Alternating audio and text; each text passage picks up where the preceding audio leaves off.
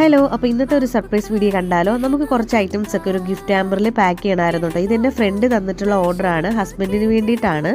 അപ്പോൾ ഹസ്ബൻഡിൻ്റെ ഫേവറേറ്റ് ആയിട്ടുള്ള ഒരു പോൺസിൻ്റെ പൗഡറും പിന്നെ അതുപോലെ തന്നെ ഒരു ഷൂ, പിന്നെ അതുപോലെ തന്നെ ഇഷ്ടപ്പെട്ട ഒരു സ്പ്രേ, ഇതൊക്കെയായിരുന്നു നമുക്ക് കൊടുക്കേണ്ടിയിരുന്നത്. അപ്പോൾ ഇതെല്ലാം ഞാനൊരു ഹാമ്പർ സെറ്റിലൊന്ന് പാക്ക് ചെയ്ത് കൊണ്ടു കൊടുക്കുകയാണ്.